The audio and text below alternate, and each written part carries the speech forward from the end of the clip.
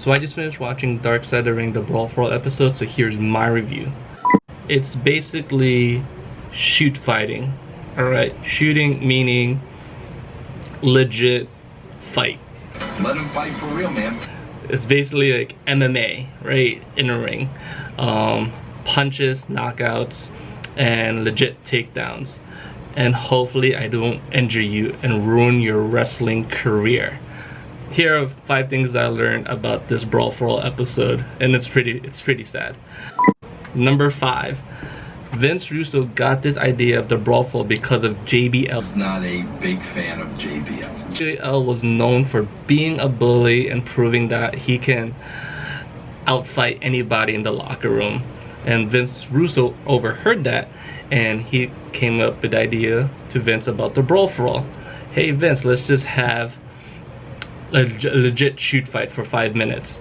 And Vince liked the idea, and boom, there you go. You have 16 competitors, and they're gonna fight it out in the ring, and the finals would be whoever wins would get a match against Stone Cold or something like that.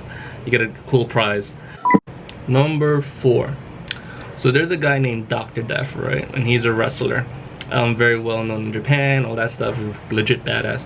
And he was actually Jim Ross's friend, and he was handpicked by Jim Ross to enter this tournament.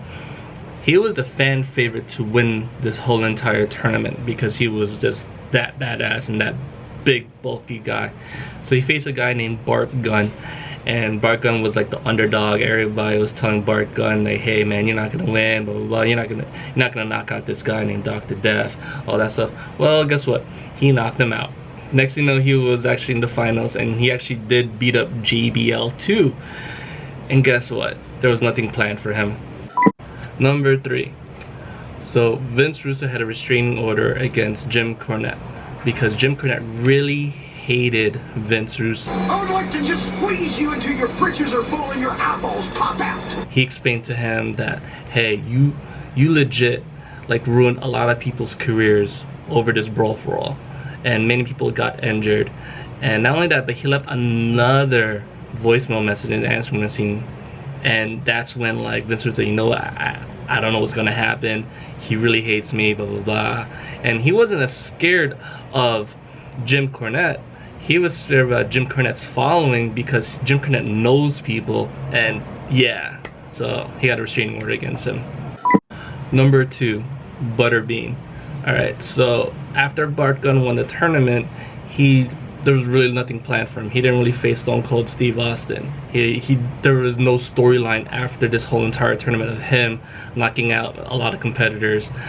So yeah, I believe he got a pair of golden gloves, like this big or something. I don't know. Probably got money, I believe that, but there's legit nothing planned for him. So I think towards WrestleMania, he was calling the office and say, hey, you guys got something planned for me? So next thing you know, Vince McMahon was like, hey, get Butterbean, make him face Butterbean. And yeah, that was a really bad idea. So WrestleMania happened, and Butterbean knocked him the fuck out. And it sucks because Butterbean is a trained boxer, a trained fighter.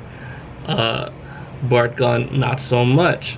I believe Butterbean had like 7 to 8 matches under his belt. Years of experience, Bart Gunn had not that many. And even though he won the tournament, he was facing guys who never legit box or like professionally fight before. Number 1, The Godfather.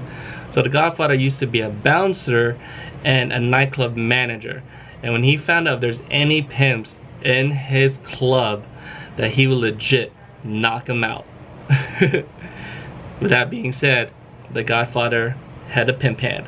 Pow! I used to be able to knock people out by slapping them in their face. So that's my review of the Brawl for All. Leave your thoughts and comments down below tonight's episode. 4 Eyes, out. Hey guys, Jay Lethal here, and you're watching Extreme Virtual Pro Wrestling. Extreme.